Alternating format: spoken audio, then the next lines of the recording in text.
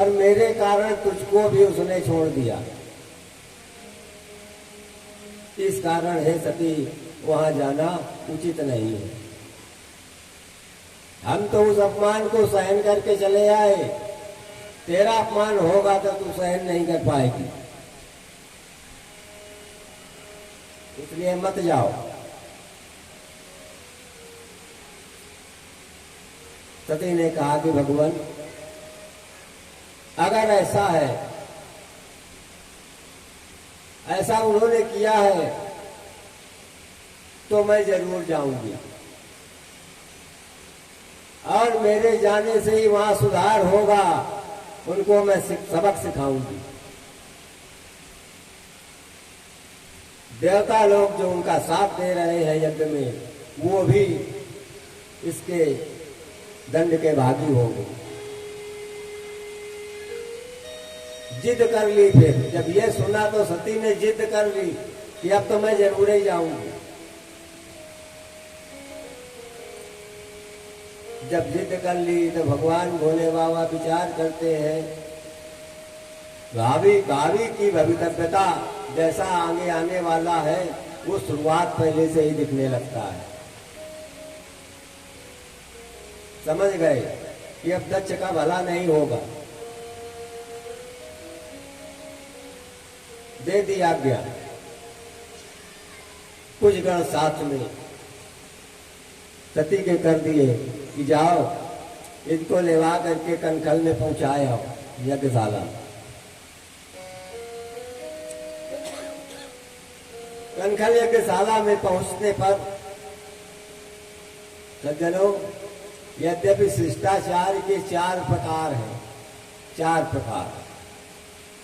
भोले बाबा ने तो मन में ही सम्मान दिया, पर बाहरी रूप में भी 4 ही प्रकार से शिष्टाचार होता है। पहला शिष्टाचार है, सामने वाले को सम्मान देने के लिए नमस्ते बोला जाता है। नमस्ते,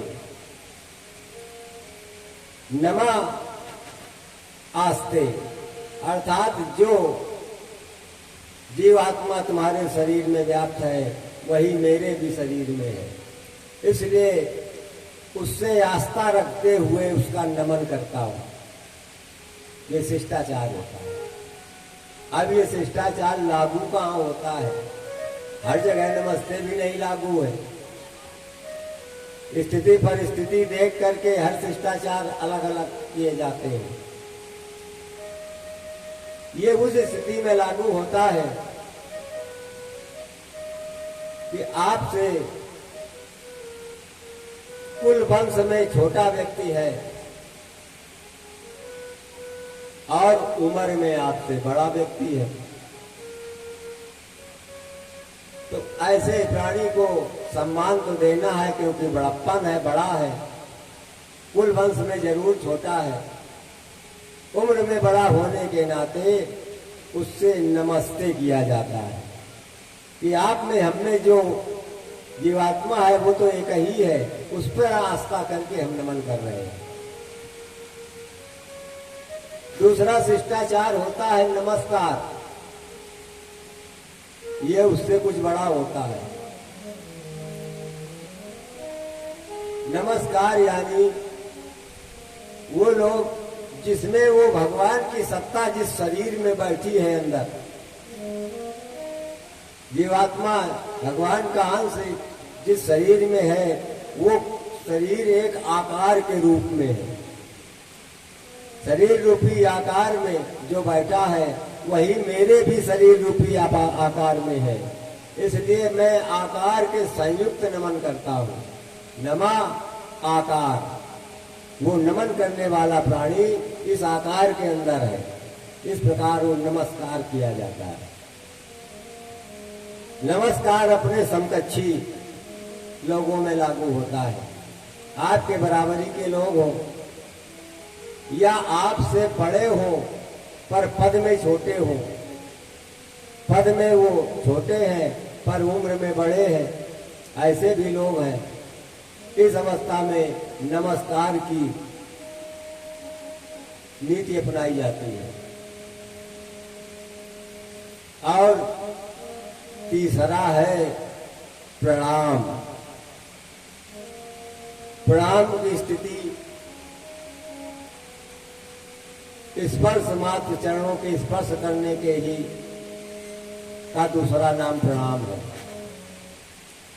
अगर कोई दूर है और चरण स्पर्श करने योग्य है पर कुछ दूरियां हैं, वहां तक नहीं पहुंच सकते हैं, तब थोड़ा सा सर झुकाकर हाथ जोड़कर प्रणाम कहा जाता है। जो आपके अंदर है वही इधर है, मैं उसको नमन कर रहा हूं। ये बराबरी का होता है। आप प्रणाम करेंगे तो वो भी उधर से वही बोलेगा, क्योंकि वो आपके अंदर वाले को प्रणाम करेगा। और अगर आपके नजदीक है तो प्रणाम की आवश्यकता नहीं है, फिर चरण स्पर्श की आवश्यकता है। अब तीसरा शिष्टाचार है दंडवत, साष्टांग दंडवत। दंडवत का मतलब प्राणी लेट जाए पृथ्वी पर, शरीर के 8 अंग पृथ्वी पर स्पर्श होने चाहिए। साष्टांग 8 अंग पृथ्वी में टच हो, स्पर्श कर रहे हो, उसे दंडवत कहते हैं। पैरों के दोनों अंगूठे पृथ्वी पर छू रहे हो, पैरों के गांठे छू रही हो पृथ्वी पर लेटने पर, हृदय पृथ्वी पर छू रहा हो, नाक नासिका छू रही हो, मस्तक भी पृथ्वी पर छू रहा हो, और आगे हाथ भी पृथ्वी पर स्पर्श कर रहे हो, इसे साष्टांग दंडवत कहते हैं। यह शिष्टाचार बड़ा है। अब ये लागू कहाँ होता है? हर जगह तो ऐसा नहीं होता। यह शिष्टाचार सिर्फ गुरु के सामने होता है। गुरु के सामने दंडवत ही की जाती है। गुरु से नमस्ते नहीं कहो जा, नहीं दोष लगता है। सब शिष्टाचारों की अलग अलग श्रेणियां हैं। तो गुरु के सामने दंडवत करें या फिर देवता के सामने दंडवत कर सकते हैं। ये दो ही स्थानों में ये इसका प्रधान विशेष है। महाराज शिव जी ने हर तरह से समझाया कि देवी, मैंने वो देवता थे, मैं भी देवता होने के नाते मन ही मन में जब प्रणाम किया तो उन्हें समझ लेना चाहिए था। ये तो मानवों की नीति है 4 प्रकार के शिष्टाचार की, फिर भी नहीं समझ पाए। आज्ञा दी जाती है, सती वहां पहुंची, माता से मिली। माँ का हृदय बड़ा कोमल होता है बच्चों के लिए। बड़े आदर भाव से माता ने सम्मान किया। अब सती ने विचार किया, चले बहनों से मिले, यज्ञशाला में पहुंचे। वहां जब पहुंची, जितनी बहनें आई थी सबने देखा कि सती भी आ गई। बाबा ने लिखा है, माता तो बड़े संस्कारित ढंग से मिली, सादर मिली कुशल एक माता, पर भगनी मिली बहुत मुस्कुराता। जिन बहनों से मिलने की बड़ी इच्छा थी, उससे हठात भगवान शिव से आज्ञा लेकर गई थी। आज वही बहनें मुस्कुराते हुए उपहास कर रही हैं सती का। कहने लगी, है सती, तुमको तो बुलवाया भी नहीं गया था, फिर भी तुम आ गई,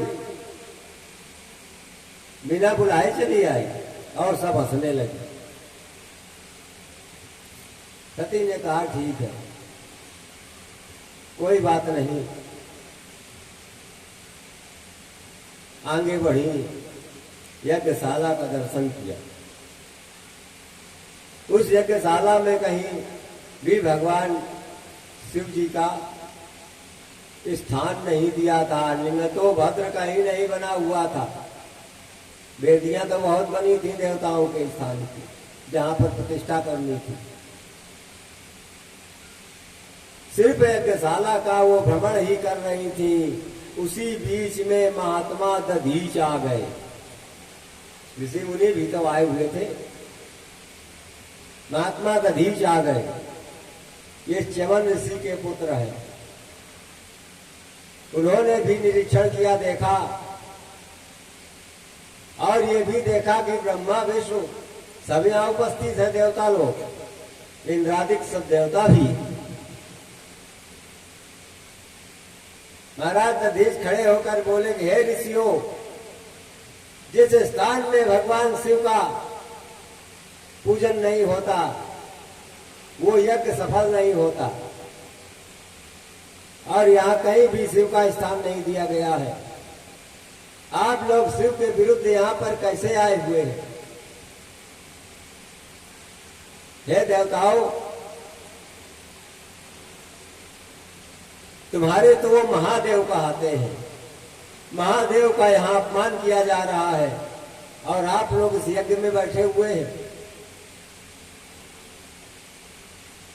क्यों नहीं यहां से चले जाते? बहुत को धिक्कारा ऋषियों मुनियों देवताओं को अभी दधीच में, लेकिन कोई हिला डुला नहीं, बैठे रहे। जब देखा चारों तरफ तो क्रोधावेश में कह दिया, जाओ, अगर शिव के विरुद्ध तुम यज्ञ में भाग ले रहे हो तो एक दिन इसका दंड पाओगे। हे देवताओं, तुम्हें भी दंड मिलेगा। इस राजा को तो मिलेगा ही। श्राप देकर दधीच मुनि वापस लौट गए।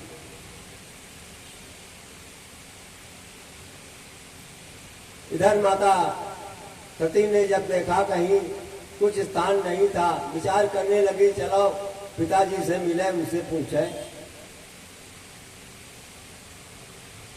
कहा, हे पिताजी, प्रत्येक यज्ञ में देवों के देव महादेव का पूजन होता है, वो यज्ञ पुरुष कहलाते हैं, और आपके यहाँ इस यज्ञ में कहीं भी स्थान नहीं दिया गया। क्या इस यज्ञ को आप सफल कर लेंगे? दक्ष ने कहा, सती, एक तो मैंने तुझे बुलाया ही नहीं था, फिर भी अगर आ ही गई हो तो सुनो, इस यज्ञ के सफल करने के लिए यहाँ विष्णु जी बैठे हुए हैं। विष्णु को भी यज्ञ पुरुष कहते हैं। अर्थात तुम इन तमाम झंझटों में मत पड़ो, आई हो तो रहो और प्रसाद पाओ। सती ने कहा, हे देवताओं, अरे हे विष्णु, तुम शिव के विरुद्ध यहाँ पर यज्ञ पुरुष का पद ग्रहण करना चाहते हो, क्या ये संभव होगा? अब विष्णु शांत, कुछ न बोले। कौन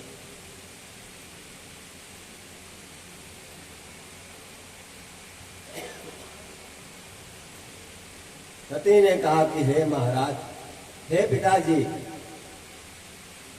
यद्यपि मुझे लज्जा आती है आपको पिता कहने में, आप पिता कहने के योग्य नहीं। जो संसार के स्वामी शंकर, जगत बंधु जगदीशा, सारा संसार उनका बंधन करता है, देवता लोग भी बंधन करते हैं। उस महान देवता के त्याग देने से आपका यज्ञ सफल नहीं होगा। तुमने उनका अपमान किया है। अब मुझे भी पाप लगेगा।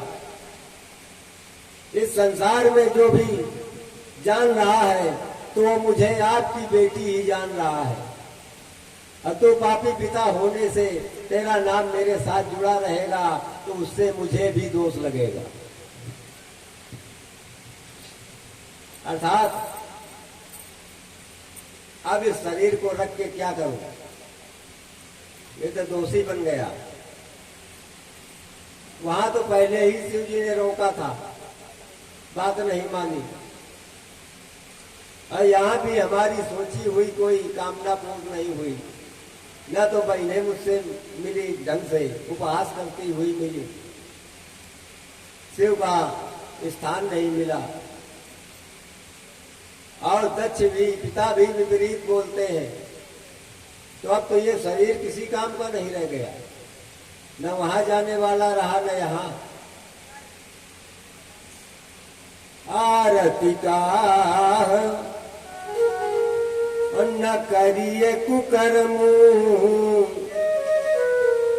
मांगई भीख त्याग निज धर्म। जैसे जब प्राणी की मृत्यु आती है तो मृत्यु में वो नुकसान वाली चीजें भोजन के लिए मांगता है, जिससे और उसको अपराध हो, कष्ट हो। महारानी ने विचार किया कि जब दक्ष की यही स्थिति है, इसका अंत आ रहा है, इसलिए ये मुझे भी अब नहीं पहचान रहा है यार कि मैं कौन हूं।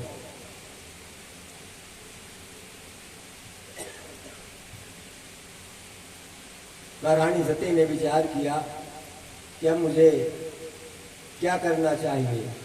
न तो मैं वहां जा सकती हूं और न यहां ही रह सकती हूं। भयगति सांप से सुंदर केरी,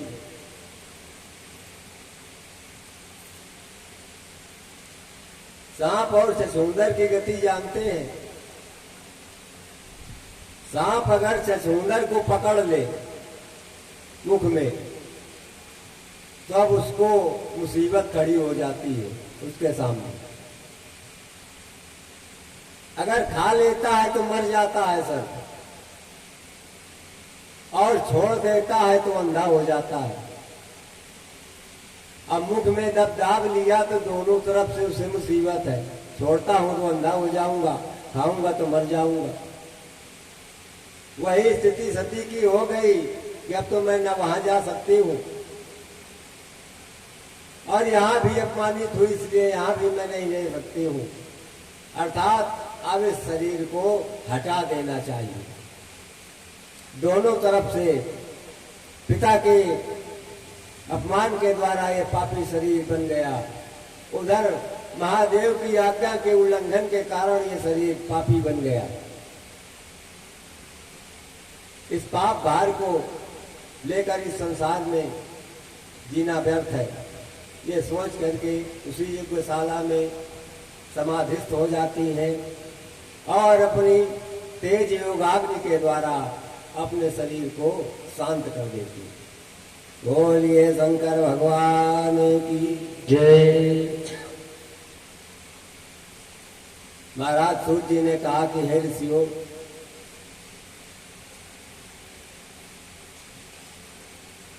उनके जो 7 गण लोग गए थे, गणों ने देखा कि माता ने तो अपने शरीर को शांत कर दिया, यहां भी अपमान हो गया।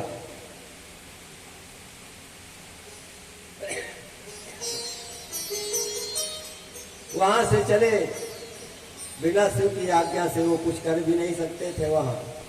इसलिए आए कैलाश पर्वत पर और भोले बाबा से कहने लगे, हे प्रभु त्राहिमाम त्राहिमान, अनर्थ हो गया। भोलेनाथ ने कहा, क्या अनर्थ हो गया? कहा, माता का अपमान उस दक्ष ने किया और उस अपमान को न सह करके माता ने अपने शरीर को त्याग दिया, भस्म कर दिया।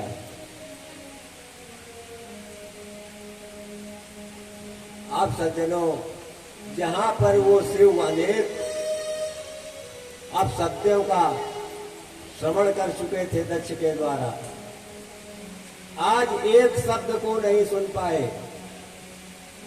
कि उस दक्ष को इतना अभिमान हो गया, इतना गर्व हो गया, उसने अपनी बेटी का भी अपमान कर दिया। मेरा किया था कोई बात नहीं थी, इसलिए क्रोध आ गया। क्रोधावेश में कहने लगे,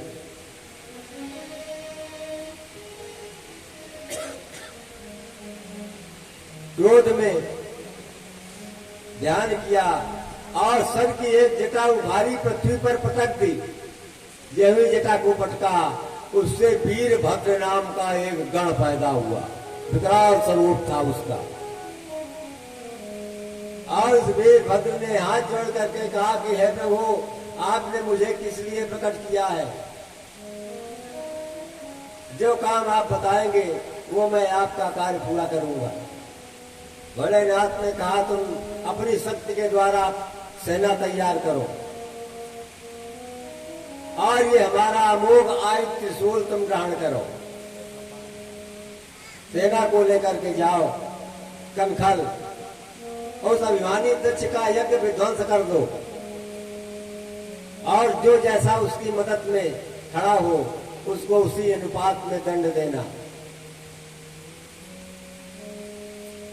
और उस पापी राजा दक्ष का सर काट करके भस्म कर देना। इतना आदेश किया भोले बाबा ने।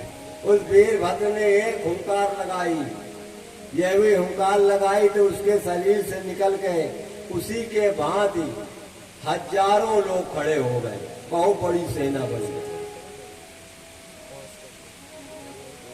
जब वो उधर कुछ कनखल को चला,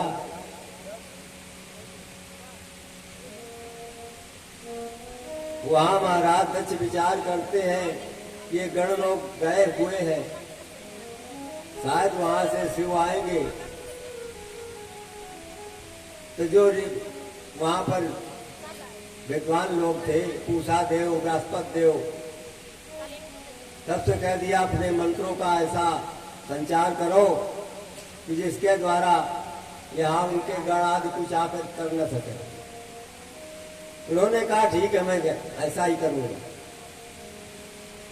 वीरभद्र अपनी सेना लेकर के पहुंचा और आज्ञा दे दिया कि इस यज्ञ को विध्वंस कर दो।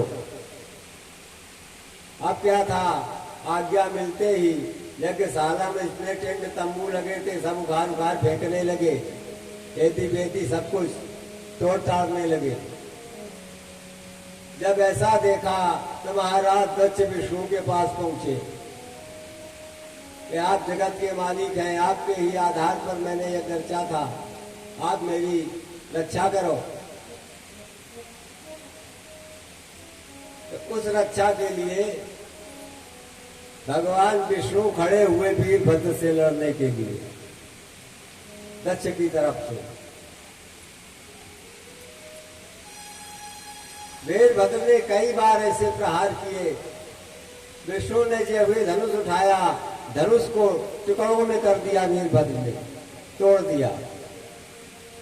जब ऐसा किया